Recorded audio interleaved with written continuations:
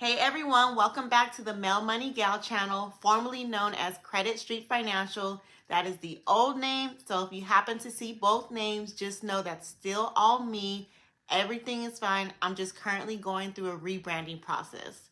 So today I'm going to be talking all about the Apple credit card. So if you're one of the 6.7 million card holders, listen up because this is for you. Those of you who are new to my channel, I want you to know that I bring to you consumer and business credit information. I expose secrets from the banks. I teach you how to leverage your credit. And of course, I bring you the latest news in the financial world. Anything to do with money, credit, finances, I'm all over it. So if you are on a credit journey or if you're wanting to start a credit journey, then please subscribe to my channel because I would love to be part of your credit success. I really enjoy when people tell me that they got items removed from their credit report or when people tell me that they received approvals, they got good rates, all of that good stuff that comes with being on a credit journey. It makes me so happy and fulfilled when you guys are actually getting results. If you are just now starting to work on your credit, I want you to remember that nothing happens overnight. You will have to work on your credit, but I guarantee you, if you have bad credit now and you start right now, then you can most certainly make changes that can drastically change in just a few months. You have to start somewhere, otherwise it's going to take years to rebuild itself back up. And when I say years, it's typically like 7 years to rebuild itself back up. And you don't have time to wait 7 years. So start working on your credit now so you can make those changes sooner. All right, let's get into this video. I want to talk to you guys all about the changes that are going on with Apple. This news hasn't really been that big, and I would assume because Apple doesn't want to scare or make their clients uncomfortable. Apple is really giving off like they're relaxed. It's a cool vibe over here. They're not really talking about all the upcoming changes that they'll be facing. So they're basically like, don't worry about it. It'll all be taken care of because the energy that they're giving out is just like, it's not a big deal, but obviously they don't want to scare their customers. So Apple and Goldman Sachs are ending their partnership. Goldman Sachs has been itching to get rid of Apple, according to reports, and their partnership should be ending within the next 12 to 15 months. So it is February 2024. So within the next 12 to 15 months, that partnership will be dissolving. When Goldman went into a partnership with Apple, they suffered a lot of losses. Now, because Apple is very transparent with their system, many banks do not like the fact that Apple is so clear and transparent. If you actually have the Apple card, then you can see how easy it is to make payments. It's super easy to see your interest. It's really easy because it's like in your face, on your wallet, and there's really no other card that is just transparent like the way they are. Of course, other credit cards give you the information that Apple is giving you, but it's not as clear and transparent like the way Apple does. It even gives you a reminder to pay X amount of dollars to avoid X amount of interest. And because they are so transparent, banks don't like that.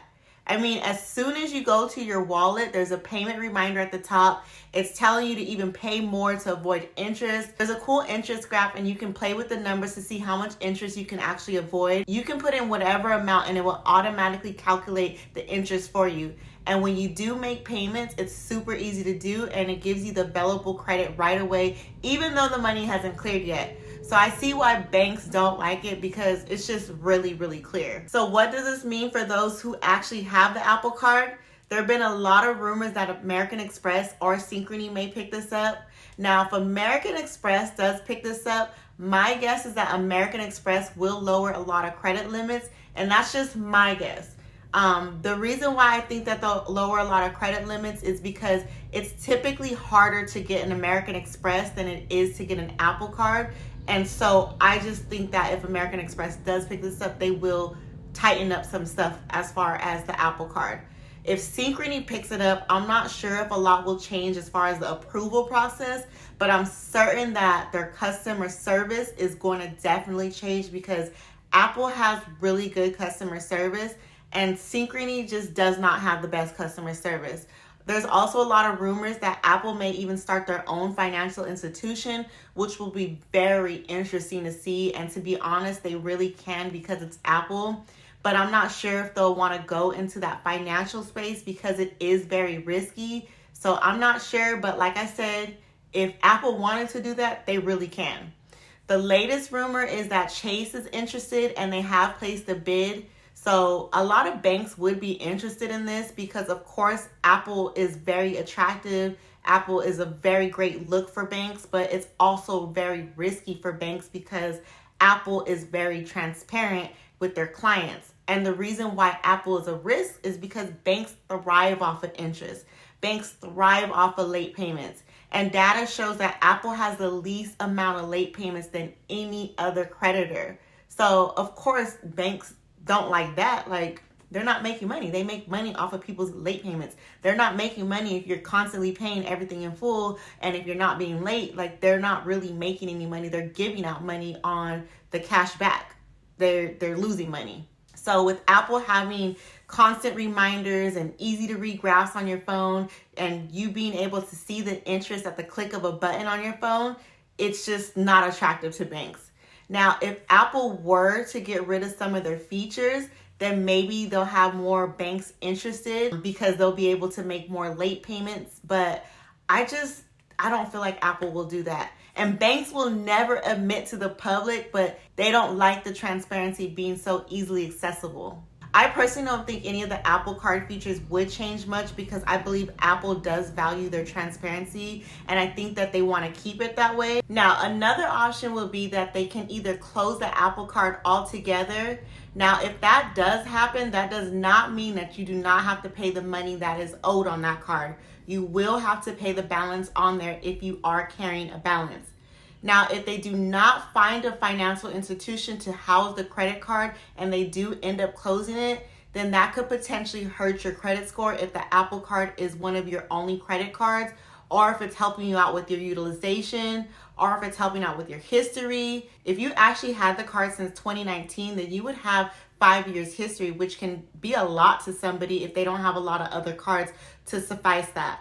So there is a possibility that millions of Americans can be impacted by this in a negative way by the closure of this card. So whatever I find out, I'll definitely keep you posted.